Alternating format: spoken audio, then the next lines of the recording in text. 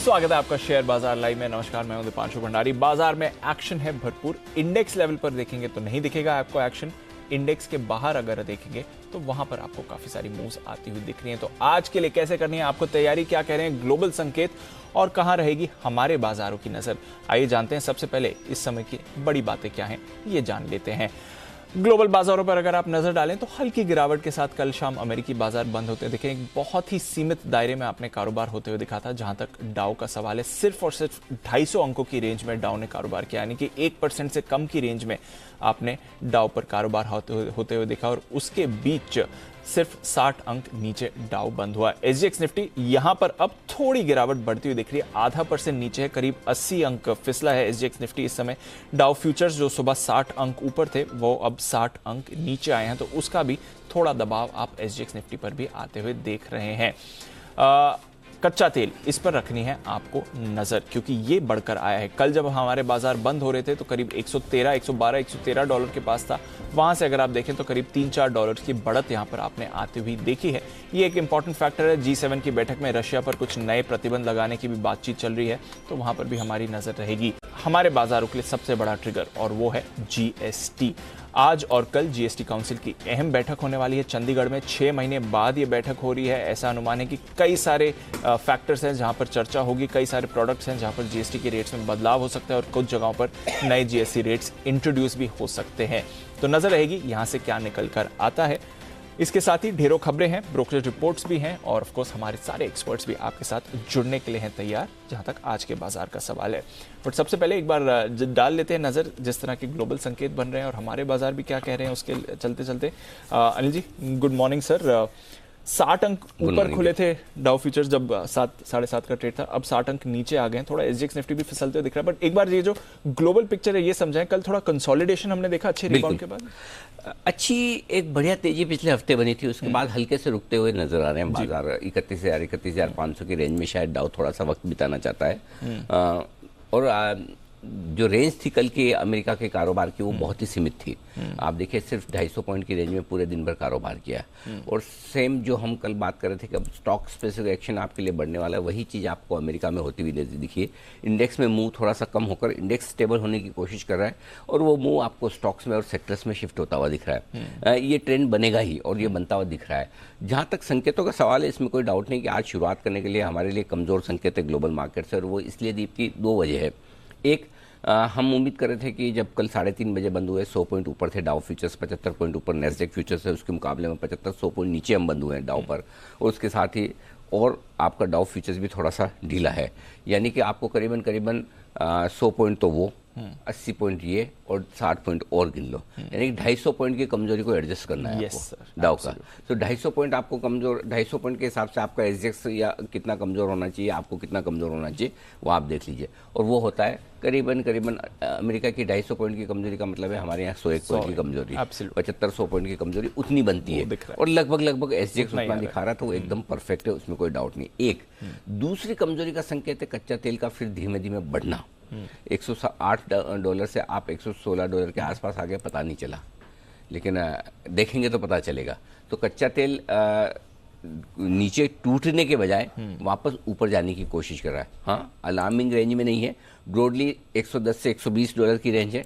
कभी कभार 110 के नीचे आ जाता है, कभी कभार 120 के ऊपर आ जाता है, लेकिन हायर साइड पर कच्चा तेल जा रहा है। तो आज शुरुआत करने के लिए जो संकेत आपको ग्लोबल मार्केट से मिल रहे हैं वो दोनों ही कमजोरी के हैं, मार्केट इंडाइसेस के लिहाज से भी और साथ ही साथ कच्चे तेल के लिहाज से भी। और इसीलिए मुझे लगता है एसजीएक्स निफ्टी जो आपको संकेत दे रहा है 100 पॉइंट नीचे खुलने के, 90 पॉइंट नीचे खुलने के, वो रीजनेबल है, वो गलत नहीं रीजनेबल।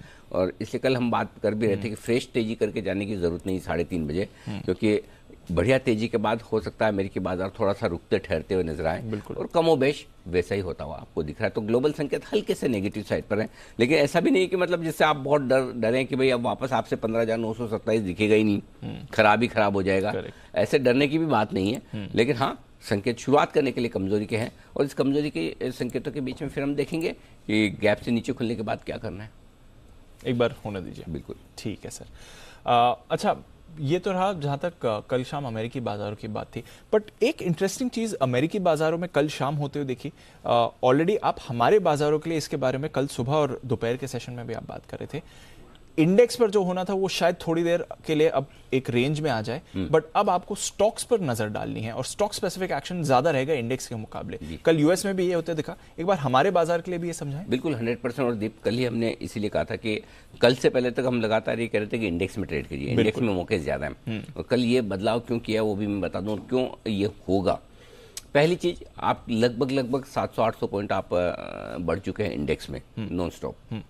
तो 2-3 दिनों की तेजी से मार्केट मंदी का है, ट्रेंड खराब है, वो तो है ही, बदलता नहीं है। लेकिन क्या होता है कि मंदी के मार्केट में भी बाउंस ऐसे आते हैं कि आपको लगता है कि सब कुछ ठीक हो गया।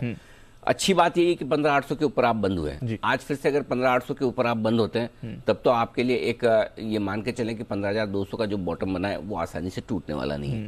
लेकिन फिर से आप 15,800 के नीचे बंद होना शुरू करते हैं तो फिर वो रिस्क रहती है कि आप वहां पर टेस्ट कर सकते हैं। अब आपके पास दो तरीके हैं। एक तरीका तो ये है कि आप अगर रिस्क लेना चाहते हैं और पैसा लगाना चाहते हैं तो 15,200 को बॉटम मानकर पैसा लगा लीजिए। आप वहां से 600 पॉइंट ऊपर है। इक्विटी मार्केट में आए आप अगर 600 पॉइंट की रिस्क नहीं ले सकते तो आप पैसा कैसे कमाएंगे? Exactly. तो एक व्यू और एक तरह के इन्वेस्टर्स वो हैं जो 600 पॉइंट को स्टॉप लॉस मानकर अगर रखना है तो पैसा लगा लें और धीरे धीरे मार्केट जब ऊपर जाए उसका फायदा उठा लें। वो एकदम परफेक्ट व्यू है क्योंकि आपको रिस्क पता है कि भाई मुझे 15,200 के नीचे बंद होगा तो मुझे निकल जाना है। करेक्ट। सो 500-600 पॉइंट की रिस्क है, ज्यादा कुछ है ही नहीं, लगा लीजिए। अगर आपका 8-10% बन जाता है इस प्रोसेस में, नथिंग लाइक इट। करेक्ट। एक चीज। दूसरी चीज जो है वो ये कि अब इंडेक्स अगर आपका रेंज बाउंड हो रहा है कि इसे न 16,000 को पार करने की हड़बड़ी है न 15,500 के नीचे जाने की जल्दबाजी है, अगर इसी रेंज में टाइम पास करना है तो क्या, तो फिर स्टॉक स्पेसिफिक एक्शन है। और क्यों? क्योंकि इंडेक्स हेवीवेट्स आपको थोड़ा साइडवेज मूव करते हुए दिखेंगे, जो तेजी से भागे वहां प्रॉफिट बुकिंग आएगी, लेकिन मिड कैप स्मॉल कैप शेयरों में वो एक्शन आना बाकी है जी। और वो एक्शन आना जो बाकी है वो आपको स्टॉक स्पेसिफिक मौके अब देगा। कुछ ओवरसोल्ड स्टॉक्स है जो मजबूत होंगे, जहां वैल्यूएशन अट्रैक्टिव हो गए, पोर्टफोलियो चर्निंग होगी, कुछ सेक्टर्स पहले भाग चुके हैं, जैसे फॉर एग्जाम्पल ऑटो बहुत तेजी से भागा, कल टू व्हीलर्स ने दम तोड़ दिया। करेक्ट। तो ये चीजें होंगी, सेक्टोरल टर्निंग होगी, जो बहुत भागे वो रुक सकते हैं, जो बहुत पिटे हैं वो चल सकते हैं। तो ये चीजें अब आपको विद इन मार्केट आपको ये एक्शन होता हुआ दिखेगा। अब आपको है ना वो ऊपर वाला एक्शन नहीं पकड़ना है, अंदर वाला पकड़ना है, गोता लगा के नीचे वाला थोड़ा ध्यान अब ज्यादा तो किस वक्त कौन सा एक्शन मार्केट में है वो आपको समझ में आना जरूरी है। इंडेक्स आपको मौके दे रहा है तो इंडेक्स में आ जाइए, स्टॉक्स मौके दे भाई ये तो डिपार्टमेंटल स्टोर है। एग्जैक्टली। है ना, कभी इंडेक्स देगा, कभी लार्ज कैप देगा, कभी मिड कैप, कभी स्मॉल कैप। याद है ना पिछला साल मई जून, अगर याद नहीं हो तो अप्रैल में हाँ जबरदस्त जो 2 महीने कैश मार्केट के स्टॉक्स ने, मतलब सुबह 9:15 बजे लो, 3:30 बजे ऊपर बिकता है, आज लो कल ऊपर बिकता है, इस हफ्ते लो अगले हफ्ते ऊपर बिकता है। मतलब जो अनाप शनाप तेजी हुई है, अगर आपने वो मिस कर दी, नहीं मैं तो भाई साहब मैं तो इंडेक्स ही देखूंगा, मैं तो टीसीएस इन्फोसिस के बाहर मेरी इज्जत से कम हो जाता है अगर वो वैसा नहीं चलता। ऐसा नहीं चलता। हम क्या चाहते हैं वो नहीं चलेगा, मार्केट क्या चाहता है उसके हिसाब से हम चलेंगे। सो मार्केट आपको साफ कह रहा है कि स्टॉक स्पेसिफिक थोड़ा हो जाइए और वहां पर दोनों तरफ के मौके मिलेंगे। कुछ स्टॉक्स ऐसे होंगे जो आपको शॉर्ट के भी मौके देंगे इस मार्केट में, और कुछ स्टॉक्स ऐसे बनेंगे जहां पर आपको ब्रेकआउट्स आते हुए दिखेंगे, वैल्यूएशंस के दम पर अच्छी तेजी होती दिखेगी। ये सारे फैक्टर्स हैं जो आपको बाजार में एक्शन में रखेंगे। तो डेफिनेटली कुछ और समय आपको स्टॉक्स पे रहना है। वापस इंडेक्स का मूव आएगा, बताएंगे आपको। बिल्कुल। बट थोड़ा अब रोटेशन भी आ सकता है फिर, अगर आप स्टॉक्स की बात कर रहे हैं, सेक्टर्स की बात कर रहे हैं, बिल्कुल रोटेशन हो गई। कल संकेत आने शुरू हो गए। अब आप देखिए बहुत पिटा हुआ आईटी अब ज्यादा गिरता नहीं है, बहुत भागा हुआ ऑटो। कल अगर हल्की सी खराब खबर आई, या खराब भी नहीं हो तो मतलब ऐसा भी नहीं बहुत खराब हो, लेकिन हाँ डिसअपॉइंट करने वाली, निराश करने वाली। एक तो खराब खबर होती है, एक निराश करने वाली, दोनों में फर्क है। हाँ, निराश तो आप जिससे होते हैं जिससे आशा होती है, और खराब तो ये कि भाई कोई भी खराब खबर दे सकता है। तो वो खराब नहीं थी बजाज ऑटो की, निराशा करने वाली खबर थी कि भाई जैसा सोचते थे वैसा नहीं हुआ, उसमें भी पिटाई हो जाती है। सो आई थिंक थोड़ा सा सावधान रहने की जरूरत है, बाकी कुछ नहीं। ठीक है सर, तो चलिए एक्शन दोनों तरफ का रहेगा बाजार में, और ऑफ कोर्स एक्शन सारा आप बताएंगे भी। बताएं सर फिर लेकिन अभी आपने दोनों चीज जो बात की वो दोनों नेगेटिव साइड पे हो गई है। एक अपना ग्लोबल मार्केट इंडेक्स का और इंडेक्स, तो पॉजिटिव वाली तो हमने कुछ बात ही नहीं की थी भाई। बताएं। तो पॉजिटिव वाली बात है मेरे पास में। दो चीजें हैं जो मार्केट के लिए बहुत पॉजिटिव है कि भाई चलो कच्चा तेल और ग्लोबल मार्केट थोड़े खराब है, दो चीजें बहुत पॉजिटिव निकल कर आ रही थी। पहला तो ये कि एफआईएस की बिकवाली का प्रेशर बहुत कम हो गया है। बिल्कुल। आप देखिए 5-7 हजार करोड़ रोज बेचने से ये 2000 करोड़ पे आए, 2000 करोड़ से भी अब 1000 करोड़ के आसपास में आ रहे हैं। तो कल के एफआईज की बिकवाली का जो डेटा है वो 1278 करोड़ का कैश मार्केट में। अच्छा, सिर्फ पहले कैश मार्केट में बेचते थे ऐसा नहीं है, फ्यूचर्स में भी बेचते थे, बिल्कुल। तो दोनों ही जगह मार पड़ती थी। ठीक है, अब ये हो गया कि फ्यूचर्स में बेचना बंद कर दिया है, भले छोटा छोटा खरीद रहे हैं। कल भी देखिए 200 करोड़ के इंडेक्स खरीदे, 525 करोड़ के स्टॉक्स खरीदे। तो पहली चीज तो ये कि जो बिकवाली का प्रेशर है वो बहुत कम हो गया। रोज 5000 करोड़ बेचे तो हमें भी डर लगता है रिटेल इन्वेस्टर्स को कि भाई हम कितना खरीदेंगे, कब तक खरीदेंगे, हमारी ताकत हमें पता है ना अंदर कितनी है। करेक्ट। लेकिन 1000-1200 करोड़, हाँ आ जाओ देख लेंगे, उतना तो ऑब्जर्व हो जाता, उतना कर सकते हैं। जब 5-5, 7-7 हजार करोड़ नहीं छोड़ा तो 1000-1200। और कौन जाने, अभी भी एफआईज इंडेक्स लॉन्ग पोजीशन 23% पे, अभी भी ओवरसोल्ड है। ठीक है, स्टॉक्स पे ओवरसोल्ड है ही, इतना बेच के गए, इंडेक्स पे ओवरसोल्ड है। कभी कोई ऐसी खबर आ जाए ग्लोबली थोड़ी सी भी अच्छी, तो कौन सी बड़ी बात है एफआईज खरीदना शुरू कर दे। बिल्कुल करेक्ट। और आप 16,200, 16,500, 16,600 की तरफ बढ़ जाए। सो एक अच्छी चीज जो हुई है, या कम खराब हुई जो कि 2 हफ्ते पहले ज्यादा खराब थी, उसको मैं अच्छी मान रहा हूं, वही कि एफआईज की बिकवाली का प्रेशर कम होता दिख रहा है। बिल्कुल। दूसरी चीज एक और अच्छी हुई है, एफआईज का बिकवाली का प्रेशर कम हुआ है, तो ऐसा नहीं कि लोकल फंड्स फिर भी हाथ खींचे कि अब ये बेचना बंद कर रहे हैं या ये लेने आ रहे हैं। तो अब उनकी तरफ से सपोर्ट बराबर है। 1184 करोड़ की खरीदारी कल घरेलू फंड्स की तरफ से फिर से हुई, तो एफआईज की बिकवाली को लगातार मैच कर रहे हैं, ये एक अच्छा संकेत है। तो पहली चीज ये। दूसरी चीज अच्छी जो है दीप, वो बताऊं कि एक्सपायरी का हफ्ता है, वो ये मंथली एक्सपायरी आमतौर पर बड़ी होती है, उसमें पार्टिसिपेशन फंड्स का ज्यादा होता है। आप मंथली एक्सपायरी में कहीं भी हेवी नहीं है, 700-800 पॉइंट बढ़ने के बाद भी अभी भी आपका पुट कॉल रेशियो 1.03 निफ्टी पर, कुछ बैंक निफ्टी पर 0.89, यानी कि आप हल्के ही हैं। हल्के मार्केट की सबसे बड़ी खास बात ये रहती है कि आप जब हल्के होते हैं तो आपके लिए ये बड़ा आराम है कि आपके गिरने के चांसेस कम हो जाते हैं। लॉन्ग है ही नहीं, उल्टा शॉर्ट्स हैं। ठीक है। सो दूसरा ये तीसरी चीज है कि आपने 15,800 के ऊपर की क्लोजिंग दी है कल, जो कि तकनीकी तौर पर मजबूत है। अब कह सकते हैं कि एक दिन दिए, आज देंगे नहीं देंगे, वो तो मुझे भी नहीं पता। 3:30 बजे का तो भविष्यवाणी करना मुश्किल काम है। लेकिन अगर आज फिर से हमने घूम फिर के अगर 15,800 के ऊपर की क्लोजिंग दी तो बहुत बढ़िया है। लगातार दूसरे दिन तो तकनीकी तौर पर थोड़ी मजबूती तो आ रही है, कम से कम। और कुछ नहीं, हम ये बात करना तो शुरू कर रहे हैं कि 15,200 बॉटम दिख रहा है या बड़ा बेस दिख रहा है जो बनाया हमने। नहीं तो एक हफ्ते पहले हम ये बात कर रहे थे, नहीं कर रहे थे, क्योंकि हम 15,500 ही ढंग से पार नहीं हो रहा था। सो कुछ चीजें अच्छी भी हुई मार्केट में डेटा के लिहाज से। सो इन सबको देखते हुए सम अप कर दूं, ग्लोबली थोड़े कमजोर हैं, लोकली थोड़े मजबूत हैं, और ऐसे में बड़ा गैप मिलेगा, बड़ा गैप हम खरीदेंगे।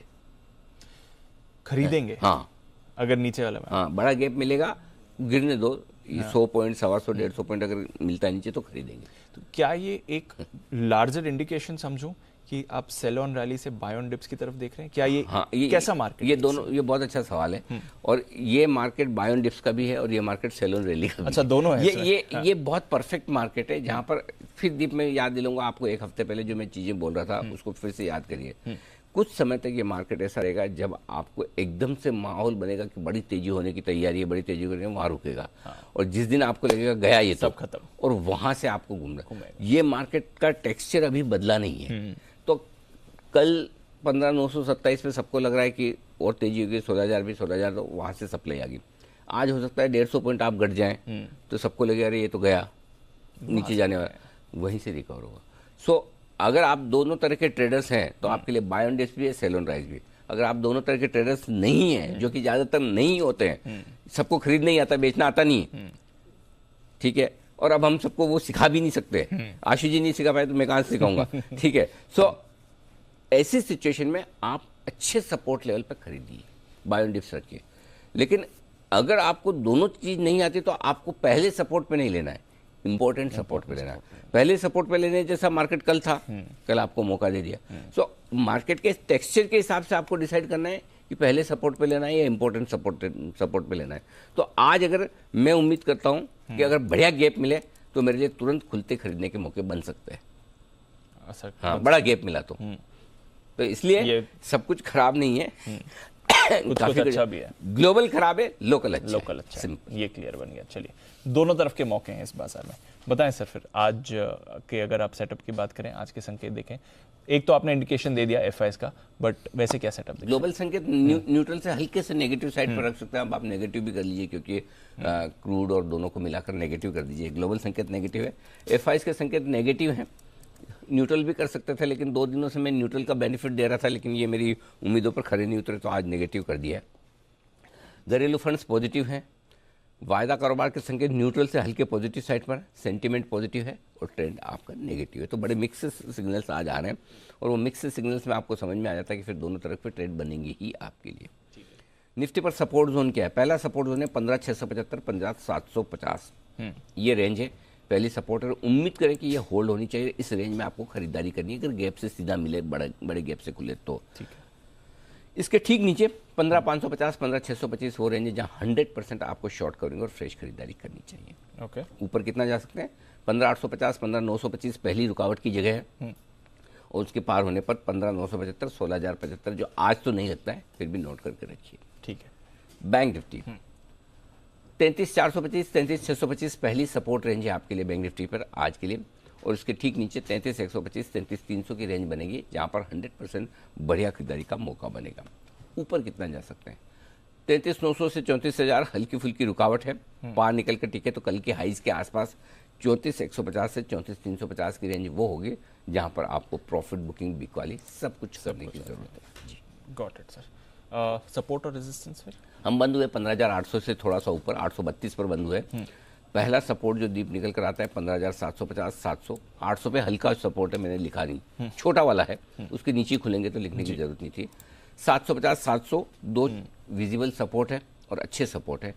कमजोरी का संकेत आपको 15,700 से गिनना है। जब तक 15,700 है तो ठीक है, ये एक रनिंग करेक्शन आना चाहिए था, आ गया।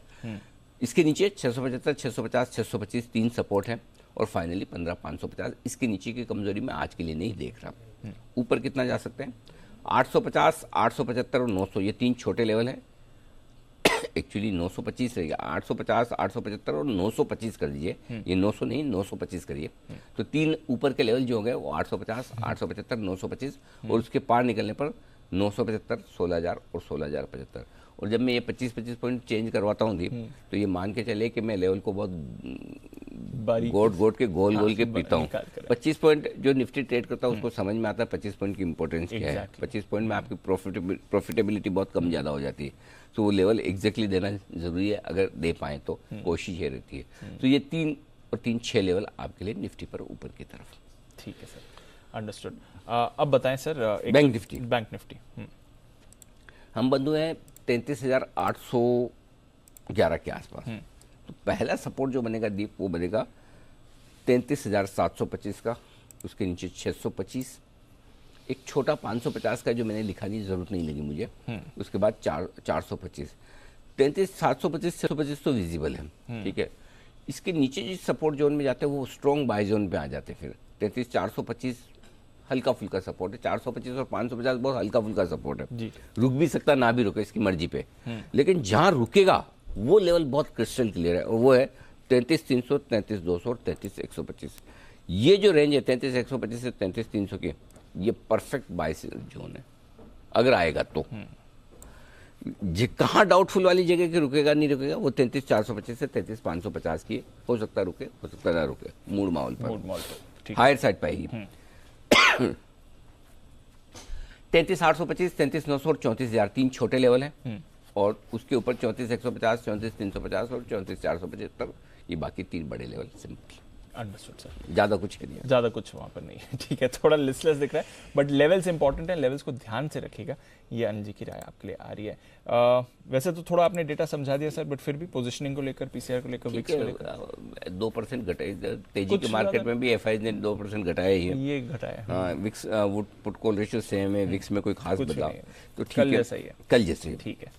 मौजूदा पोजीशन, हाँ, छोटा स्टॉप लॉस दिया है मैंने 15,675 का इंट्राडे निफ्टी पर, जिसको बहुत ही छोटा रखना, वो कल का लो भी रख सकता है 15,815 का, वो तुरंत ही आपका हो जाएगा हिट। जिसको थोड़ा सा डीप रखना है, डीप वो 15,675 का होगा। और क्लोजिंग पर आपका स्टॉप लॉस होगा 15,550। 3 दिन का लोएस्ट क्लोजिंग आपका 15,550 का है।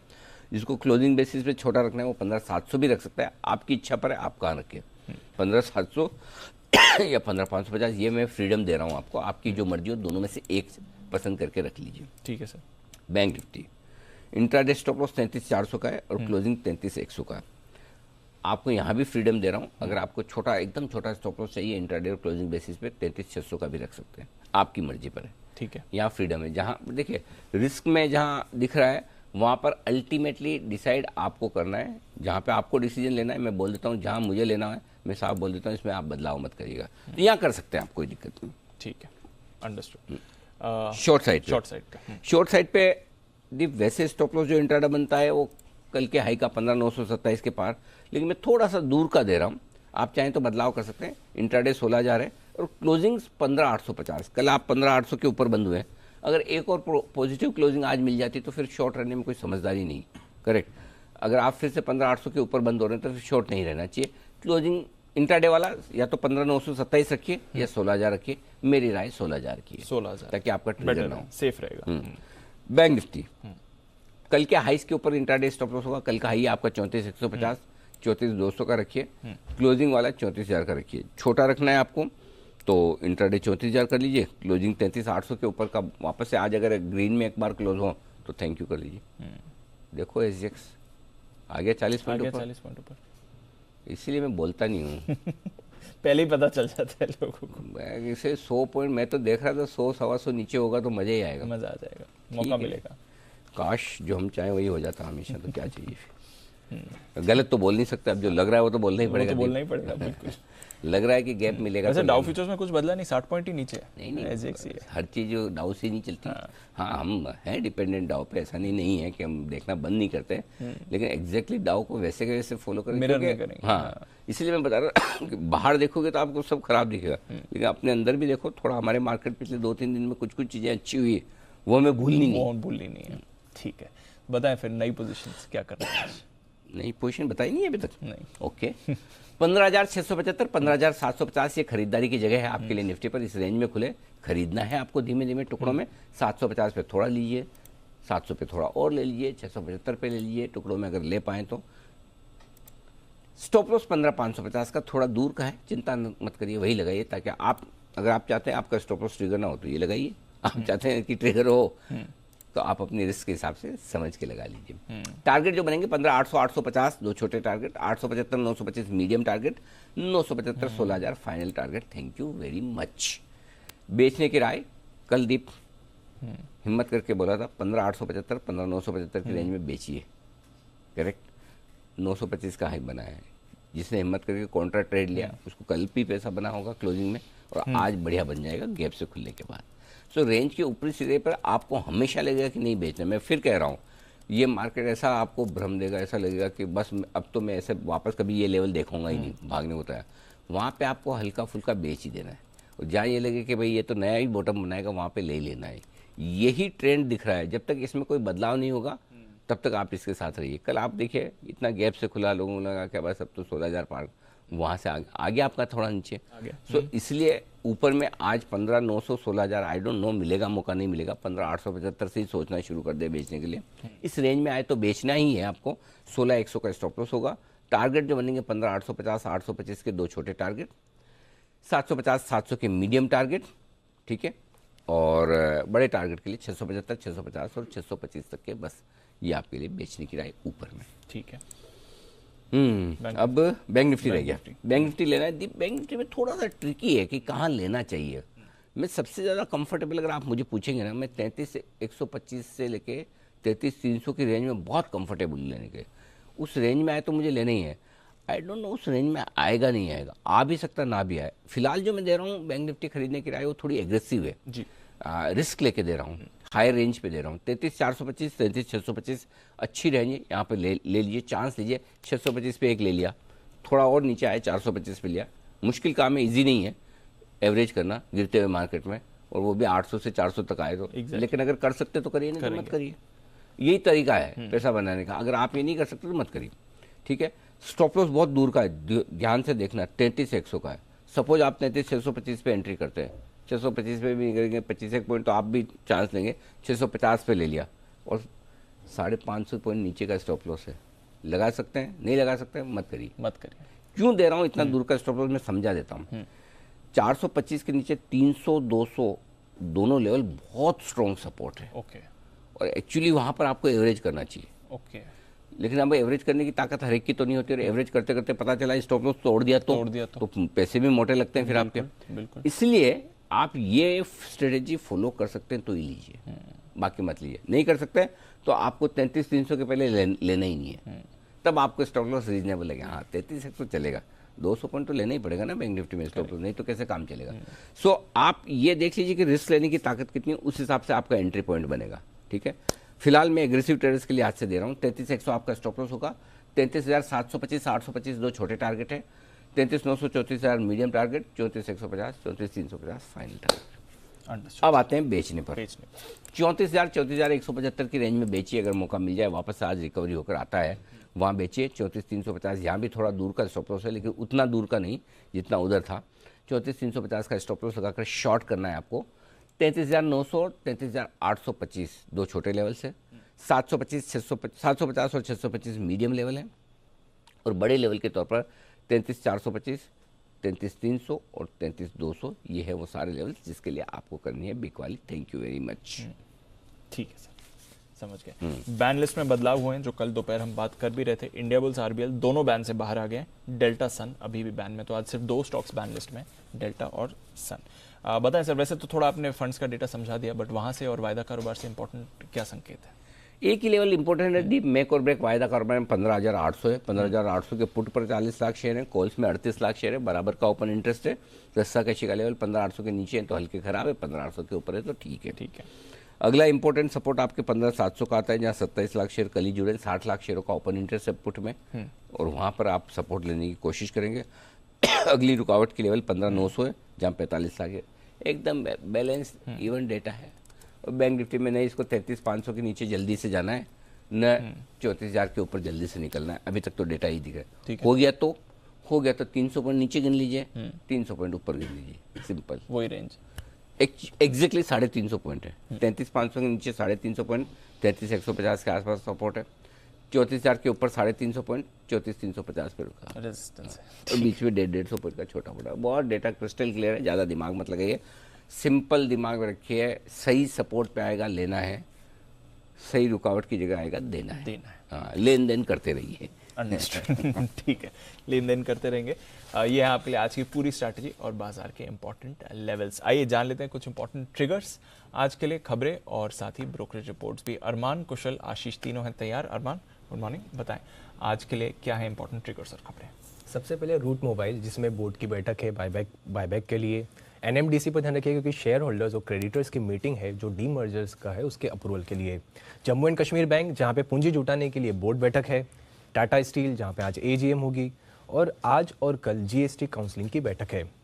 अब खबरों पे सबसे पहले M&M पर ध्यान रखिएगा क्योंकि कंपनी ने जो कहा है, जो 12 लाख की शुरुआती कीमत के साथ कंपनी ने एक स्कॉर्पियो एन एसयूवी जो है वो लॉन्च कर दी है, और इसकी बुकिंग्स जो हैं वो 30 जुलाई से चालू होने वाली है। और हेक्साट्रेडेक्स पर भी ध्यान रखिएगा क्योंकि जो उनका डीलिस्टिंग प्रपोजल्स है, उसको डीलिस्टिंग प्रपोजल को डीम्ड सक्सेसफुल मान लिया गया है, क्योंकि अब जो डिस्कवर्ड प्राइस जो इस पर बिड आई है वो डिस्कवर्ड प्राइस 172 बढ़कर आया है, और इस डिस्कवर्ड प्राइस पे अब 29 जून को पब्लिक अनाउंसमेंट किया जाएगा कि क्या जो कंपनी है इस रिवर्स बुक बिल्डिंग प्रोसेस को एक्सेप्ट कर रही है या नहीं कर रही है, या इसके साथ साथ कोई अगर काउंटर ऑफर भी दे रही है। तो ओवरऑल ये है हेक्साट्रेडेक्स के लिए।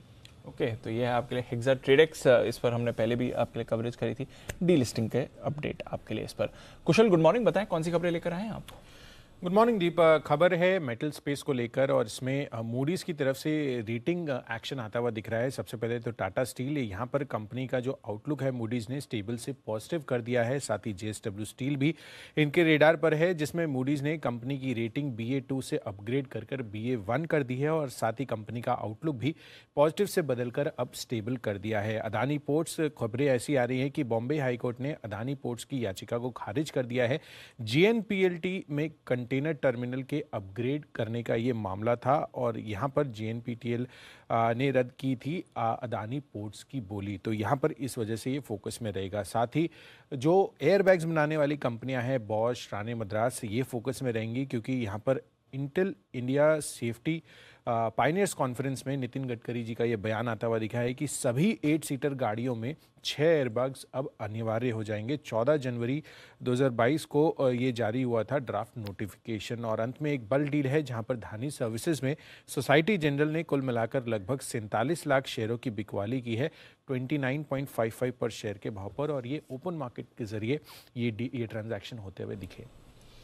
ओके, तो ये है आपके लिए कुछ इंपॉर्टेंट खबरें आज के लिए। आइए जान लेते हैं क्या कह रही हैं आज की ब्रोकरेजेस भी एफआईआर में।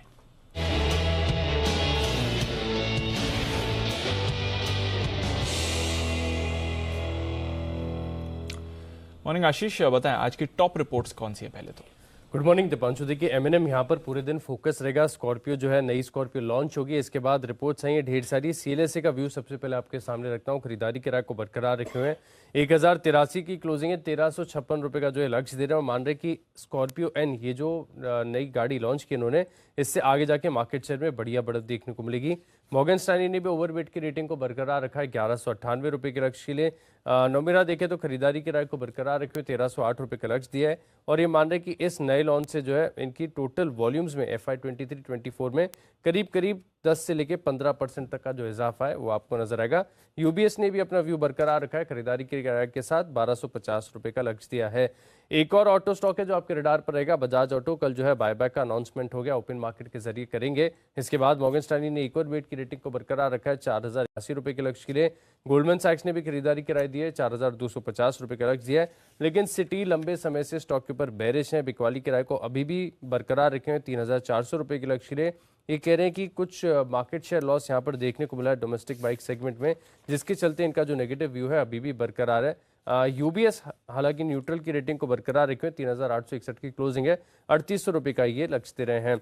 इसके अलावा देखें तो कैंपस एक्टिव सीएलएसए की तरफ से काफ़ी बढ़िया रिपोर्ट आई है, जहां पर कवरेज की शुरुआत की, आउट परफॉर्म की रेटिंग के साथ 330 की क्लोजिंग है, 370 रुपये का लक्ष्य दे रहे हैं। और ये मान रहे कि काफ़ी बढ़िया यहाँ पर ग्रोथ देखने को मिल सकती है, खासतौर पर स्पोर्ट्स और एथलीजर वेयर, यहाँ पर इनकी जो कंपनी की पकड़ है काफ़ी बढ़िया है, जिसके चलते मान रहे कि रेवेन्यू में और एबिटा में दोनों में आपको आगे जाकर बढ़िया इजाफा नजर आएगा। ओके, तो यहाँ आपके लिए कुछ इंपॉर्टेंट रिपोर्ट्स और कल एमएनएम की लॉन्च के बाद भी नजर रहेगी उस काउंटर पर। आशीष बताएं और कौन सी रिपोर्ट्स हैं आपके पास। दीपांशु, वोल्टास यहाँ पर खास फोकस रखेगा। सीएलएसए की तरफ से रिपोर्ट आई है, बिकवाली के राय को बरकरार रखा है, 982 की क्लोजिंग है, 930 रुपये का लक्ष्य दे रहे हैं। और ये मान रहे कि आरओसी और आरओई के लिहाज से देखें तो डेगेट लोज पर जो है इनके रेशियोज चल रहे हैं, और साथ में आगे जाकर दिक्कत होगी मार्जिन को मेंटेन करने के लिए। और साथ में इंडस्ट्री में जो कंपटीशन है वो लगातार बढ़ता जा रहा है, जिसके चलते व्यू इनका नेगेटिव है, स्टॉक के ऊपर बिकवाली की राय दे रहे हैं।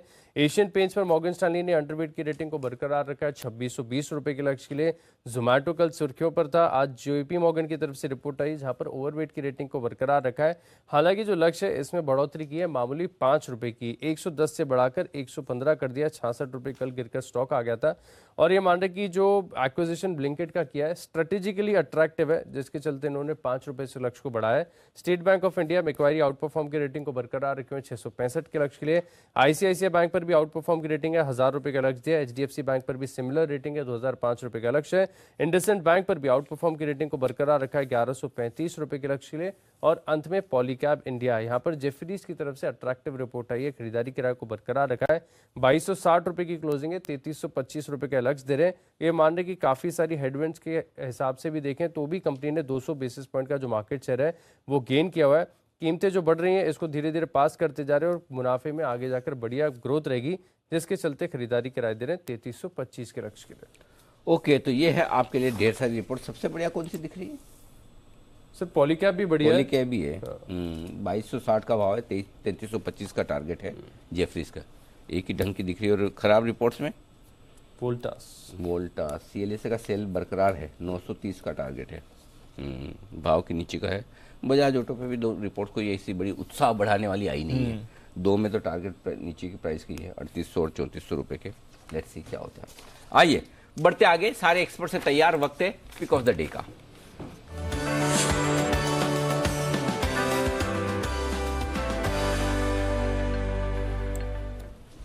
बंसल जी सुप्रभात, स्वागत है। पहले तो आपको कल की पिक ऑफ द वीक की बधाई। गैब्रियल आपका जो था कल ही हफ्ते के टारगेट दिन में ही पूरे हो गए।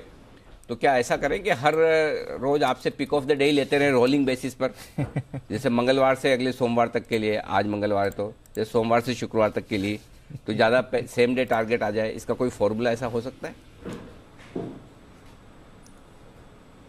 सुप्रभात अनिल जी, सुप्रभात दीपांशु। बिल्कुल अनिल जी, फॉर्मूला हो सकता है और आप तो अनिल जी बेस्ट मतलब कि निकालना जानते हो, तो आपके सामने बैठा हूं अनिल जी। हाँ। आपको मालूम है सबके टैलेंट तो अनिल जी, जो जैसे आप बेस्ट ले सकते हैं अनिल जी लें, तो मतलब कि मैं तो लव करूंगा अनिल जी उस चीज को अनिल जी। बहुत बढ़िया, चलिए और दूसरा अनिल जी एक चीज और है, कल हमने जो पहला चार्ट कॉर्नर दिया था अनिल जी JSW स्टील, और वहां पे बोला था कि इसके टारगेट फर्स्ट हाफ में अचीव होंगे, तो फर्स्ट हाफ में अनिल जी उसके टारगेट्स भी अचीव हुए थे। और दूसरा जो कॉल है वो ओपन है बालकृष्ण इंडस्ट्रीज का, जो चलते चलते कल क्लोजिंग के समय दिया था। तो एक चीज अनिल जी आपने ऑब्जर्व करी थी और उससे मैं बिल्कुल एग्री करता हूं, जब जब कुणाल जी नहीं होते हैं तो अनिल जी परफॉर्मेंस थोड़ी अच्छी हो जाती है। कुणाल जी से कॉम्प्लीमेंट के तौर पे ही लेंगे कि इसका मतलब है कि उनका दबाव आप पर बराबर बना रहता है। आइए, आज कुणाल जी नहीं है, परफॉर्मेंस अच्छी होगी, इस बात की पूरी पूरी उम्मीद और भरोसा है। बताएं sir, pick of the day. Anil ji pick of the day है City Union Bank. City Union Bank काफी अच्छा लग रहा है। इनफैक्ट छोटे मझोले प्राइवेट सेक्टर बैंक में सबसे best technical sector city Union bank का लगता है। इस पे खरीदारी की राय है। 133 का स्टॉप लॉस है, 146 का टारगेट है सिटी यूनियन बैंक का पिक ऑफ द डे। वो तो अनिल जी जो मैंने परफॉर्मेंस की बात बोली वो तो ऑन अ लाइटर नोट बोली, क्योंकि कुणाल जी रेगुलर मुझे मैसेज कर रहे हैं कि अनिल जी को याद कराते रहना कि कुणाल जी भी हैं।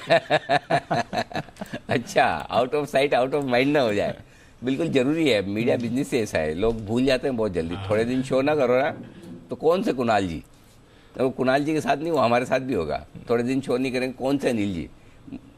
दुनिया चलती रहती है ऐसे। थोड़े साल का, हाँ, थोड़े हफ्ते महीने जो समझना समझ लो, लेकिन हाँ याददाश्त लोगों की उतनी होती है, हमारी भी उतनी होती है, सबके साथ होता है। वक्त के साथ सब चीज़ें लोग भूलते ही हैं, कोई बड़ी बात नहीं है। आइए, सुप्रभात मुदित जी, बताएं sir pick of the day. Good morning Anil ji, good morning भी। देखिए, पिक ऑफ द डे है आईटीसी को खरीद कर चलेंगे। 270 रुपए की कल क्लोजिंग देखने को मिली। आज के लिए 276 277 का टारगेट रहेगा। स्टॉप लॉस रहेगा 265 का। कोई भी डिप देखने को मिलता है, डिप में बाय करने की अपॉर्चुनिटी होगी। 276 276 277 के टारगेट्स के लिए लॉन्ग करके चलेंगे। स्टॉक के स्ट्रक्चर पे बात करते हैं तो कल एक रेजिस्टेंस स्टॉक ने निकाला और उसके ऊपर ही क्लोजिंग देखने को मिली है, तो लग रहा है यहाँ से और तेजी बन सकती है। 277 तक के टारगेट्स के लिए आईटीसी को लॉन्ग करेंगे। स्टॉप लॉस रहेगा 265 का। ओके, ये है आपके लिए 265 के स्टॉप लॉस के साथ 276 में खरीदारी करने की राय आईटीसी में आती हुई। अविनाश जी, गुड मॉर्निंग सर, आपकी पसंद का शेयर बताएं आज। Good morning Anil ji, good morning Deepanshu. जो शेयर मुझे पसंद है वो एक आईटी कंपनी है, कंपनी का नाम है इंटेलेक्ट डिजाइन लिमिटेड।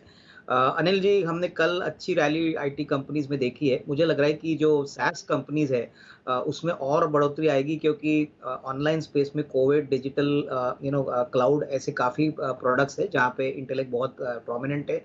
इनफैक्ट पिछले क्वार्टर में कंपनी ने कहा था कि वो बिल्कुल पूरी तरह से कर्जा मुक्त है, काफ़ी कैश बैलेंस शीट पे है, और ओवरऑल ग्रोथ मोमेंटम अर्निंग्स में कम से कम 20-25% का एक्सपेक्ट कर रहे हैं।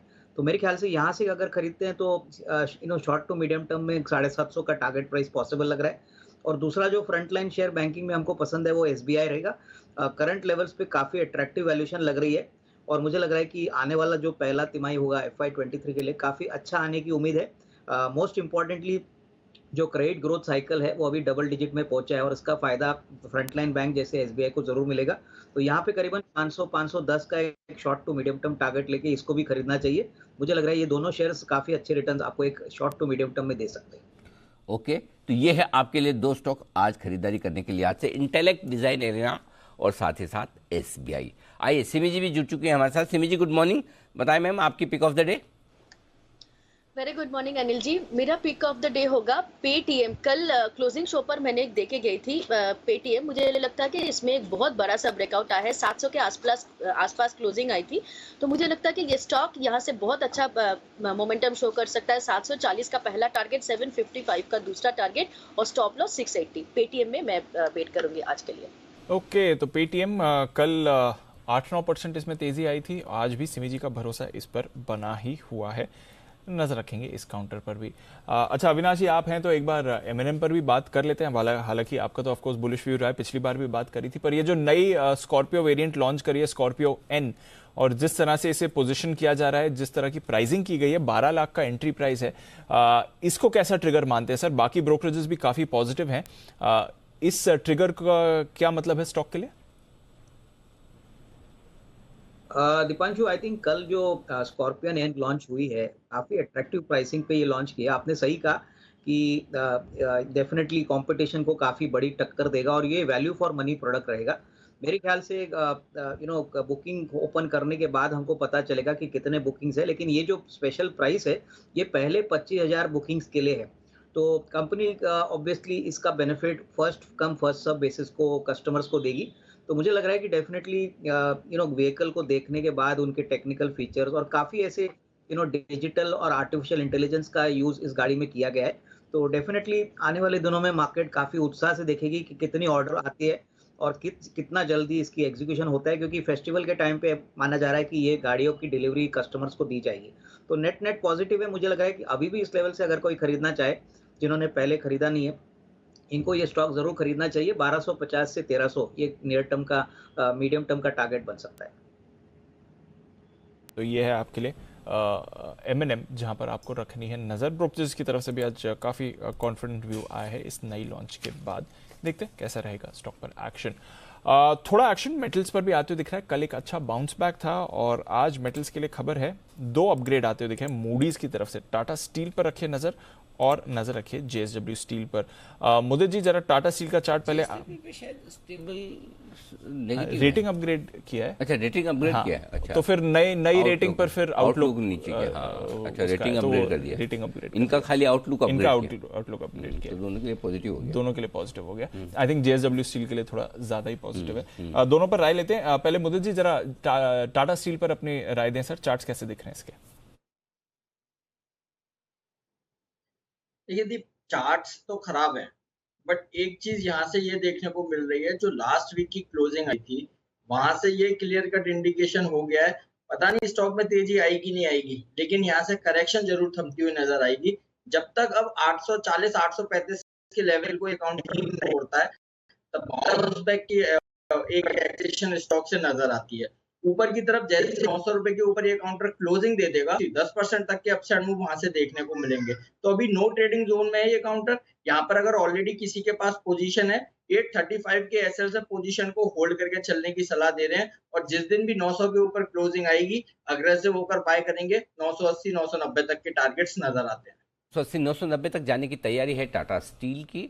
जेएसडब्ल्यू स्टील, जैसा अभी बंसल जी बता भी रहे थे, कल सुबह सुबह उन्होंने स्टॉक ऑफ द डे भी दिया था, सॉरी चार्ट कॉर्नर भी दिया था और टारगेट कल भी आए थे। आज अच्छी खबर आई है बंसल जी, क्या फिर से खरीदने का मौका है? अनिल जी, डेफिनेटली खरीदने का मौका है, बट थोड़ा सा कल के सत्र में अनिल जी वहां एग्जैक्टली टारगेट लेवल से घूम गया था, ये दूसरे टारगेट तक नहीं गया था फर्स्ट टारगेट से। तो यहाँ पर अब 583 584 के लेवल्स की वेट करेंगे। इनके ऊपर निकल के सस्टेन करेगा तो डेफिनेटली एक प्रबल दावेदार बनेगा खरीदारी का। में कहाँ लेना है वो तो छोड़ो, ऊपर जब निकलेगा तब निकलेगा, नीचे भी तो कहीं तो सपोर्ट होगा।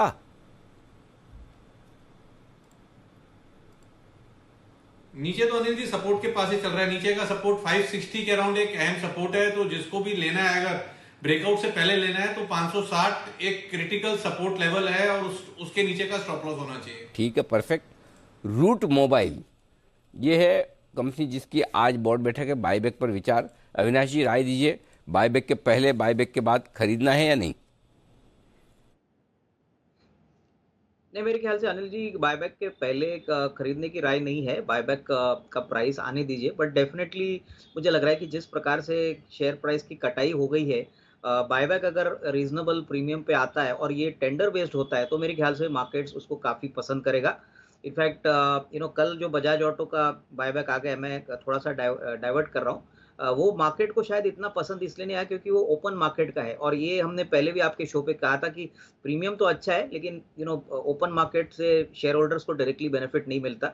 तो यहाँ पे अगर प्राइस अच्छी आती है, प्रीमियम पे करीबन 20% के ऊपर का प्रीमियम आता है, प्लस टेंडर बेस्ड होता है, तो इसमें आपको अच्छी बढ़त पोस्ट बायबैक देखने को मिल सकती है।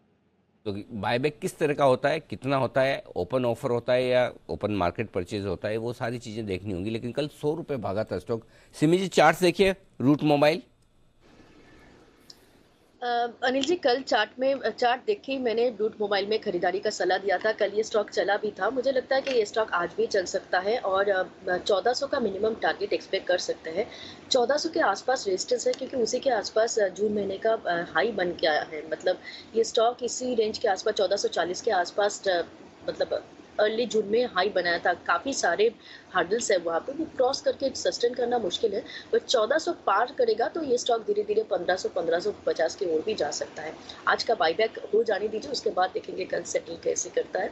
फिलहाल के लिए आज के लिए 1400 का ही टारगेट रख रही है। यह है आपके लिए रूट मोबाइल पर राय। इस वक्त वागले साहब जुड़ चुके हैं हमारे साथ। वागले साहब सुप्रभात, बताएं sir pick of the day.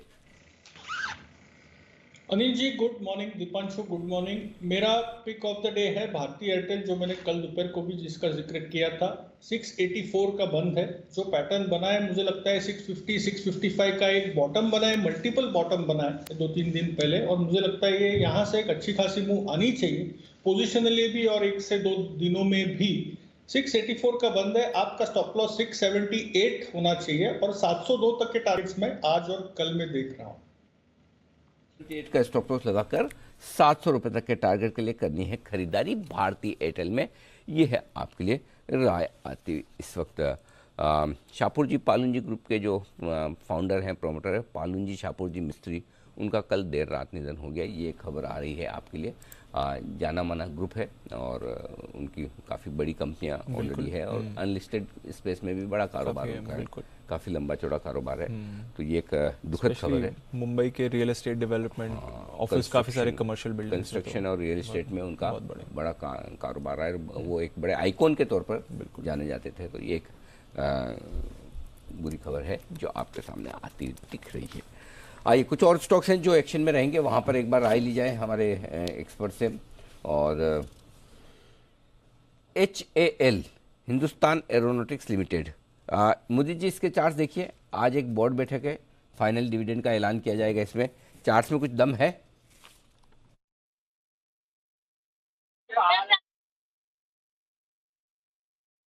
से भी और तेजी बन सकती है। 1855 1860 तक के अपसाइड मूव ये काउंटर दिखा सकता है। तो बिल्कुल अगर कोई डिप देखने को मिलता है, बाइंग अपॉर्चुनिटी रहेगा। स्टॉप लॉस रहेगा 1770 का। 1770 अगर ये होल्ड कर पाता है तो यहाँ से कोई भी डिप अगर देखने को मिलता है, बाइंग अपॉर्चुनिटी है।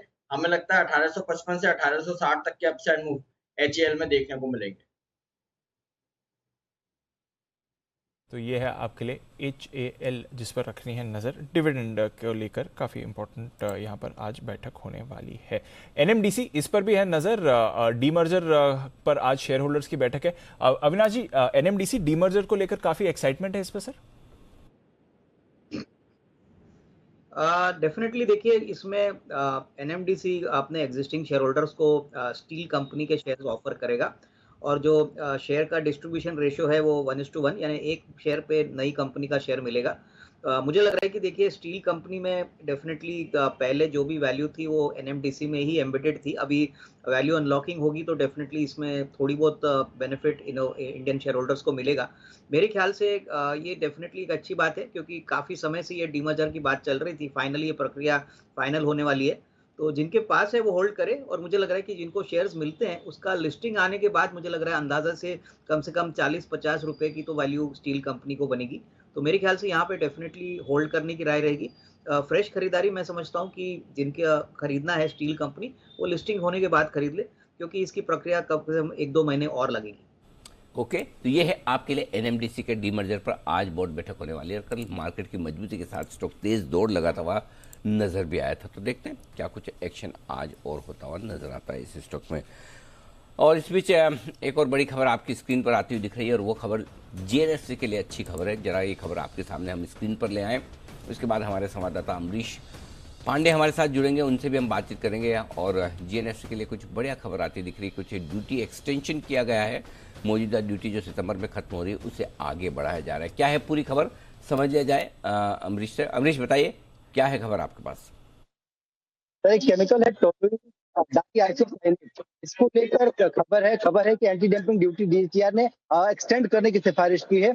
इसकी कंप्लेंट की थी गुजरात नर्मदा वैली केमिकल और फर्टिलाइजर ने, और उनकी अर्जी पर डीजीसीआर ने जांच शुरू की थी, और लगभग 1 साल की पूरी जांच के बाद उन्होंने ये पाया है कि चाइना, कोरिया और जापान से जो है एंटी डंपिंग ड्यूटी सस्ते दरों पे हो रही है, और उसको रोकने के लिए इन्होंने ये ड्यूटी बढ़ाने की सिफारिश की है। जो मौजूदा ड्यूटी है वो 27 सितंबर 2022 तक की कंटिन्यूड रहेगी, लेकिन अगली जो ड्यूटी है वो अगले 5 साल तक के लिए और बढ़ी हुई दरों पर लगाने की सिफारिश की है, जिस पर अंतिम फैसला वित्त मंत्रालय को लेना है। अगर बात करते हैं सिर्फ केमिकल की, तो ये केमिकल सिर्फ और सिर्फ गुजरात केमिकल एंड फर्टिलाइजर ही बनाता है देश में। इसके अलावा बाकी जितनी भी कंपनी थी वो उसको इम्पोर्ट ही करती हैं।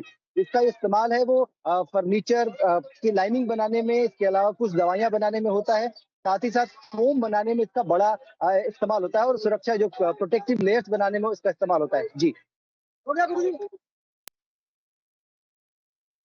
तो यह है आपके लिए एक्सक्लूसिव खबर। जीएनएफसी पर नजर रखिए, एंड ऑफ कोर्स हमारे रेडार पर भी ये खबर, ये काउंटर रहा है। हमने देखा है ये सारे काउंटर्स पर एक्चुअली आपने पिछले कुछ दिनों से अच्छा एक्शन बनते हुए देखा है, तो नजर रखिए। जीएनएफसी के लिए एक खबर आती हुई दिख रही है, और कल 4.5% की अपमूव इस पर भी आती हुई दिखी थी। जरा सिमी जी एक बार जीएनएफसी के चार्ट्स भी देख लीजिए। कल के पॉजिटिव एक्शन के बाद डेज हाई से ज्यादा दूर नहीं बंद हुआ था ये, अब क्या राय बनती है इस पर? दीपांशु, सबसे पहले तो ये स्टॉक एकदम 200 डेमा सपोर्ट के आसपास घूम रहा था, और 4-5 ट्रेडिंग सेशन से स्टॉक उसी के आसपास ही कंसोलिडेट किया था। कल एकदम सही जगह पे अनिल जी ने इसमें रिकमेंडेशन दिया था, और इसमें बहुत अच्छा मोमेंटम कल आ गया था। मेरे से भी मैंने भी मेरा व्यू दिया था, और मैंने 620 से 627 का पहला टारगेट दिया था, वो टारगेट्स आते रह गया। तो आज मैं वो टारगेट्स एक्सपेक्ट कर रही हूँ 620, 627, ये 2 पहला पड़ाव है दीपांशु। क्रॉस करने के बाद ही 650 तक का टारगेट मैं दे सकती हूँ। तो स्ट्रक्चर काफ़ी पॉजिटिव है, मुझे लगता है कि यहाँ पे मोमेंटम अभी भी मेंटेन होना चाहिए। और पर जो ड्यूटी है वो और जारी रहेगी, और जो हिंदुस्तान में टीडीआई 2/3%, मतलब 2/3 मार्केट शेयर, 66% के आसपास का मार्केट शेयर जीएनएफसी का, तो बड़ा मार्केट शेयर है। अविनाश जी कैसे देखते हैं आप इस खबर को जीएनएफसी के लिए? नहीं, इनफैक्ट अनिल जी काफ़ी पॉजिटिव खबर है, और ये जो प्रोडक्ट है यहाँ पे जेएनएफसी की कंप्लीट मोनोपोली है। कंट्री का सबसे अकेला एक प्रोड्यूसर है जो काफ़ी अच्छे मार्जिन्स जेएनएफसी के लिए बनाता है। इनफैक्ट जेएनएफसी ज़्यादा केमिकल कंपनी और कम फर्टिलाइजर कंपनी है, क्योंकि ये प्रोडक्ट काफ़ी मात्रा में इनके टॉप लाइन और प्रॉफिट्स को कंट्रीब्यूट करते हैं, और मुझे लग रहा है कि आने वाले जो पहले तिमाही का क्वार्टर आएगा वो काफ़ी स्ट्रांग रहेगा। तो मेरे ख्याल से अभी भी इस लेवल से अगर कोई खरीदना चाहे तो अच्छी खासी अपसाइड मिलेगी। तो ये न्यूज़ तो डेफिनेटली पॉजिटिव है, और स्टॉक को मोमेंटम काफ़ी अच्छा देगा। ओके, तो ये है आपके लिए जीएनएफसी, जहां पर आपको रखनी है नज़र। ये काउंटर भी एक्शन में आते हुए दिख सकता है। मूव इस पर भी आपको काफ़ी पॉजिटिव दिखेगा। कुछ और काउंटर्स जहां पर आपको आज खबर के दम पर एक्शन आते हुए दिख सकता है, वहां पर भी डालते हैं नज़र। एक छोटा शेयर है धानी, बट आई थिंक कल फोकस में था, काफ़ी तेज़ी से ऑलरेडी गिर चुका है, काफ़ी बड़ा वैल्यू डिस्ट्रक्शन इस पर हो चुका है। सोसाइटी जनरल ने कल यहाँ पर करीब 47 लाख शेयर्स बेचे हैं 29.55 के भाव पर। मुदे जी जरा देखें धानी सर्विसेज, कल आई थिंक इनकी डील के बाद स्टॉक में थोड़ा एक्शन जरूर बना है, बट काफी भारी बिकवाली ऑलरेडी हो चुकी है। चार्ट्स कैसी दिखती हैं सर? सॉरी दीप, मैं इस स्टॉक पे बात नहीं करूंगा, कुछ एसएमसी का कंप्लायंस इशू के चलते हम इस स्टॉक पे बात नहीं करेंगे। नो प्रॉब्लम सर, कोई बात नहीं। प्रधानी पर रखिए नजर, ये काउंटर एक्शन में रहेगा। आइए जय ठक्कर भी हमारे साथ तैयार, करते हैं उनका स्वागत। जय, गुड मॉर्निंग, बताएं आपकी पिक ऑफ द डे कौन सी रहेगी? Very good morning to you Deepanshu and very good morning to you Anil ji. Deep, मेरा पिक ऑफ द डे है आईसीआईसीआई लोम्बार्ड, जिसमें हमें कल क्लोज देखने मिला था 1133 का। दीप, इसमें अच्छा एक कंसोलिडेशन हो रहा है, एंड वो कंसोलिडेशन में से ऊपर की तरफ ब्रेकआउट में एंटिसिपेट कर रहा हूँ। करीब करीब अगर आप देखेंगे तो 1160 से लेकर ये स्टॉक में 1100 रुपए तक का एक कंसोलिडेशन हुआ है, which has taken a form of a nice symmetrical triangular pattern. नीचे में इसका एक जो इमीडिएट सपोर्ट अब बनकर आ रहा है वो है 1116 का। सो 1116 के नीचे का एक स्टॉप लॉस लगाकर इसको खरीदे। जो पहला टारगेट इसमें निकल कर आ रहा है about the upper end of the range है। अपर एंड ऑफ द रेंज मैंने आपको बताई 1160 1160 की।